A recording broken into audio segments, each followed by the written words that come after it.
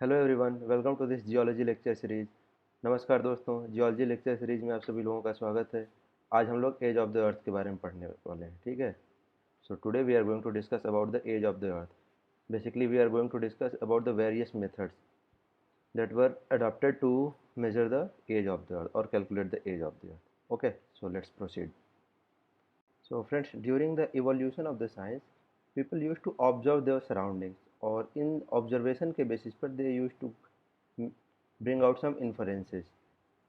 और उसी चीज़ों को अब हम लोग हिस्टोरिकल मेथड्स में जानते हैं। जैसे कि अर्थ के एज के डिटर्मिनेशन के लिए उन लोगों ने क्या किया कि कुछ लोगों ने एवोल्यूशनरी हिस्ट्री ऑफ ऑर्गेनिजम्स को ऑब्जर्व किया, कुछ लोगों ने नदियों को देखा कि जिसमें रिवर्स हैं वो सेडिमेंट्स को अपने साथ लेकर आ रही हैं और वो डिपॉजिट कर रही हैं, तो उनके सेडिमेंट डिपोजिशन का रेट मेज़र किया गया। उसके बाद कुछ ऐसे भी कीन ऑब्जर्वर्स थे जिन्होंने सी वाटर की सैलिनिटी को मेज़र किया, ठीक है, या फिर उसको ऑब्ज़र्व किया और उसके बेसिस पर अर्थ की एज फाइंड आउट करने की कोशिश की। फिर उसके बाद कुछ साइंटिस्ट थे जो कि जैसे कि आप हमारे केल्विन को ले सकते हैं या प्लैंक को ले सकते हैं। इन लोगों ने क्या किया कि वो लोग टेम्परेचर पर काफ़ी स्टडी किए हुए थे, तो ये रेट ऑफ कूलिंग का भी अपना उसमें हाइपोथेसिस दे रहे थे। और उसी में इन लोगों ने क्या किया कि कूलिंग के बेसिस पर कि अर्थ का जो हमारा हीट लॉस का जो रेट है उसके बेसिस पर उन्होंने अर्थ का कुछ एज दिया। फिर फाइनली जब लेटर फेज में आप कह सकते हैं कि बहुत लेटेस्ट जो डेवलपमेंट हुआ वो हमारी रेडियोमेट्रिक डेटिंग आई। ये आया हमारा बाहुबली, ठीक है, माहिष्मती का शेर, जिसने क्या किया कि एकदम आज के डेट का हमारा लगभग फाइनल एज दे दिया, जो कि हम लोग बहुत गर्व से कहते हैं विषय प्राउडली कि earth is our 4.6 billion years old. So ये हमारा रेडियोमेट्रिक डेटिंग का दिया हुआ है। आज दोस्तों हम लोग we will discuss about this historical methods only, और ये जो बाहुबली है इसको हम लोग नेक्स्ट लेक्चर में कवर करेंगे। तो हिस्टोरिकल मेथड्स में सबसे पहले हम लोग बात कर लेते हैं कि जो हम लोगों ने अर्थ का एज कैलकुलेट किया था on the basis of evolutional history of organisms, या फिर इवोल्यूशनरी हिस्ट्री कह लीजिए, वो ज़्यादा अप्रोप्रिएट टर्म होगा। इवोल्यूशनल के बजाय इवोल्यूशनरी हिस्ट्री कह लीजिए, ठीक है। सो व्हाट वी एज्यूम्ड और what observers assumed, observers will be fine. तो उन्होंने ये एज्यूम किया कि जब इनिशियल फेज में अर्थ पर लाइफ अपीयर हुई, ठीक है, तो अपीयर कब हुई कि as soon as our earth cooled and solidified life appeared on the earth. तो क्या हुआ कि जो अर्लीस्ट ऑर्गेनिजम्स थे उनका body structure was pretty simple, ठीक है, and with the passage of time they evolve into complex body structure. जैसे कि आज आप लोग देख सकते हैं कि ह्यूमन बीइंग जो है वो सबसे ज़्यादा कॉम्प्लेक्स स्पीशीज़ है। So on the basis of this evolutionary history, जो estimated age of the earth था वो क्या था, 1000 मिलियन ईयर्स एगो था। बट ये भी डिस्कार्ड कर दिया गया था, क्यों? क्योंकि जो भी हमारे अर्थ पर रॉक्स पाए गए हैं वो काफ़ी ओल्डर एज के, लाइक 3-4 बिलियन ईयर्स तक ओल्ड रॉक्स पाए गए हैं, ठीक है। तो इस वजह से ही हमारा इवोल्यूशनरी हिस्ट्री को डिस्कार्ड कर दिया गया था। दोस्तों, जो अगला हमारा मेथड था historical method of determination of age of the earth, वो हमारा क्या था, that was depending on sedimentation rate of the river. Okay, कि जो भी रिवर्स थी वो सेडिमेंट्स लाकर डिपॉजिट करती थी और धीरे धीरे वो सेडिमेंट्री रॉक्स में बन जाते थे। तो उसके बेसिस पर अर्थ का एज डिटरमाइन कैसे किया गया था। तो इसमें ये एज्यूम किया गया था कि एज आवर अर्थ कूल्ड, ठीक है, सेडिमेंट्री रॉक फॉर्मेशन स्टार्टेड, कि जैसे जैसे जब हमारी अर्थ बन गई उसके तुरंत बाद सेडिमेंट्री रॉक्स बनने स्टार्ट हो गए।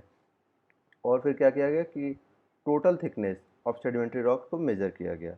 ऐसा एज्यूम किया गया था कि कुछ थिकनेस एक एरिया ए का ले लिया जाए, फिर कुछ थिकनेस एरिया बी का ले लिया जाए, ठीक है, और कुछ एरिया सी का ले लिया जाए। तो उनके बेसिस पर बहुत से जो आइडियल टाइप के एरियाज थे उनके जो सेडिमेंट्री रॉक फॉर्मेशंस थे उनको ऐड करके एक टोटल थिकनेस कैलकुलेट किया गया था। और टोटल थिकनेस को कैलकुलेट किया गया, उसके बाद फिर क्या हुआ कि प्रेजेंट डे जो रिवर्स थे या बहुत सारे रिवर्स का रेट ऑफ सेडिमेंटेशन ले लिया गया कि एक साल में रिवर जो है कितना थिक सेडिमेंट डिपॉजिट करिए। तो कई सारे रिवर्स का एवरेज आउट करके एक निकाला गया, मान लीजिए एक एक्स निकाला गया था, ठीक है। और टोटल थिकनेस हमारा आया था क्या, ए बी सी जो तीनों रॉक फॉर्मेशंस को एक्यूमुलेट करके आया था, वो मान लीजिए कि टोटल थिकनेस हमारा टी आया था, और जो एवरेज रेट ऑफ सेडिमेंटेशन वो हमारा क्या आया था, एक्स आया था। तो इन दोनों के बेसिस पर हमारा अर्थ का अप्रॉक्सीमेटली एज निकाल दिया गया था। तो ये टी और एक्स में क्या रिलेशनशिप रहा होगा ये आप लोग मुझे बताएंगे।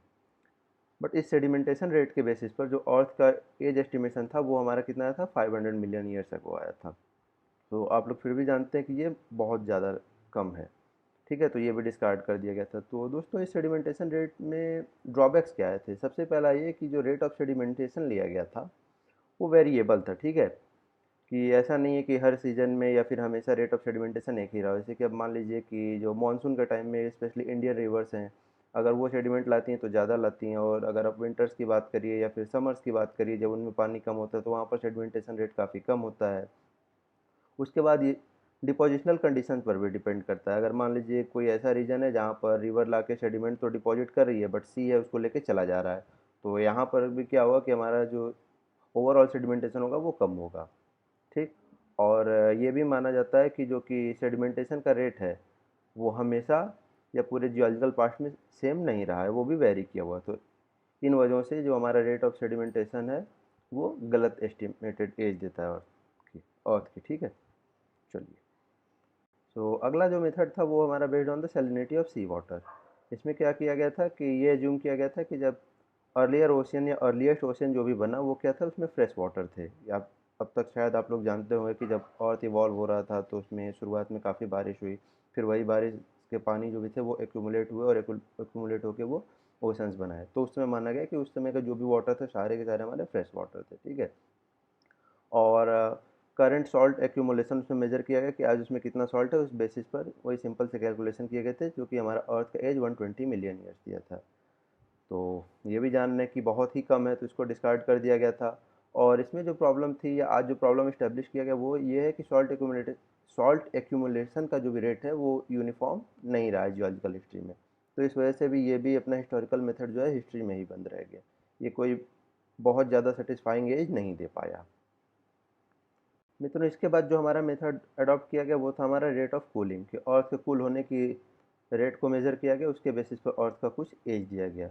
तो इसमें जो मेन साइंटिस्ट थे वो थे हमारे लॉर्ड केल्विन। अब ये वही केल्विन है जो टेम्परेचर में आप लोग पढ़ते हैं कि 0 डिग्री इक्वल टू 273 केल्विन, तो ये वही वाले केल्विन है, ठीक है।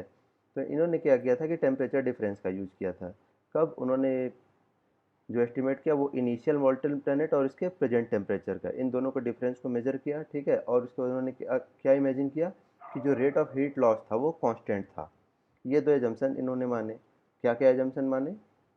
पहला कि जो हीट लॉस था वो हमेशा यूनिफॉर्म रहा है, कांस्टेंट रहा है। और फिर उसके बाद क्या किया कि उन्होंने इनिशियल मॉल्टन मटेरियल था उसका कुछ टेम्परेचर एज्यूम किया और इसके प्रेजेंट टेम्परेचर के बीच का डिफरेंस निकाला, ठीक है। और इन्होंने एज क्या दिया अर्थ का, 20 to 40 मिलियन ईयर्स अगो। तो आप जानते हैं कि ये तो बहुत ही ज़्यादा कम है, तो ये भी डिस्कार्ड कर दिया गया। तो अब ये केल्विन भाई साहब चूके कहाँ थे?